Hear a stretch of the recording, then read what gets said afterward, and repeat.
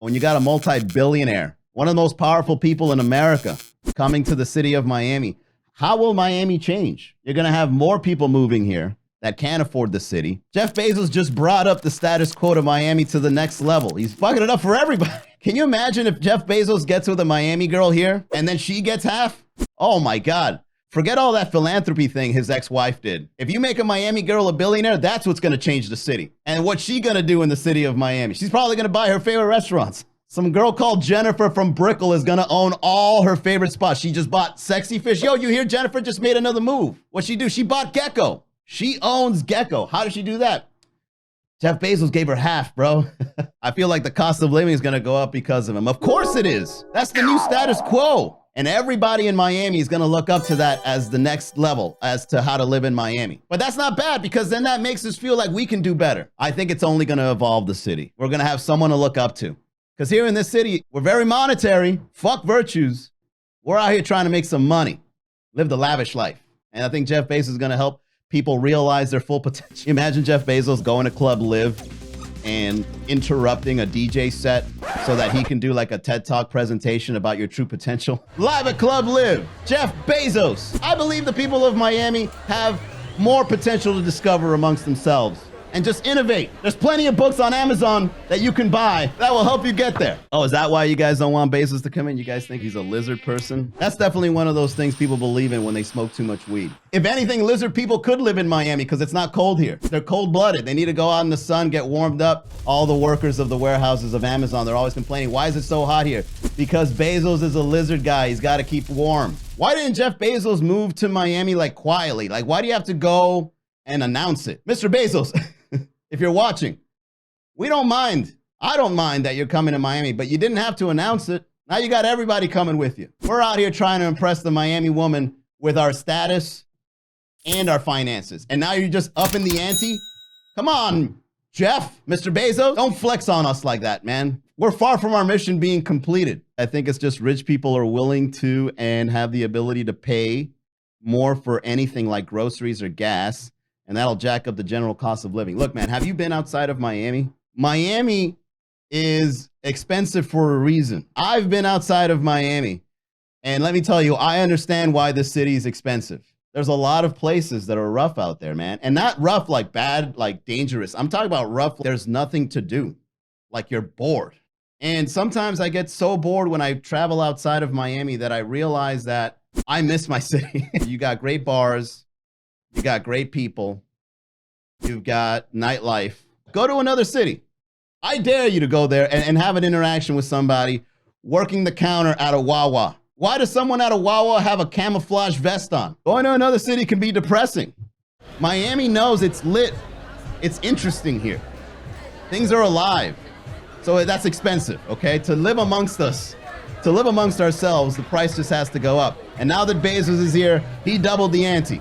I went to Virginia recently. I just wanted to go to the Shenandoah National Park. I was there a few days.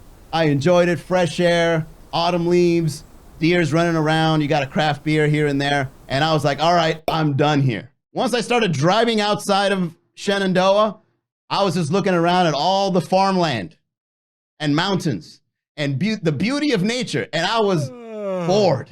Out of my mind. I was like, I gotta get out of here. Why is there a shack in the middle of this urban road?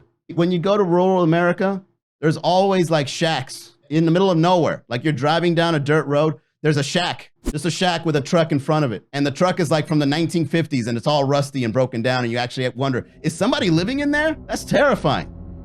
At least when you drive by an efficiency with a truck in front of it, there's some reggaeton music playing. But can you imagine driving through a suburban American area and it's just silent? It's a silent shack with a truck in the front. That's creepy, bro. That's why Miami's more expensive. And one of the good things about Miami is that it's not that political in comparison to other major cities. There is a little bit of a leaning towards the conservative area in Miami, but it's not as bad. You know what I mean? There's not people with political flags waving, right? There's no conflict where you feel like the Civil War is going to break out again. You go to North Carolina. People that are putting up Democrat and Republican signs live across from the street from each other. You could feel the tension in the air. Here in Miami, we keep it subtle. We got people that believe in that stuff, that value that stuff, but they're not taking over. You pay extra for that in Miami. We're too busy partying to be at each other's throats. Exactly. Why are we gonna have political tension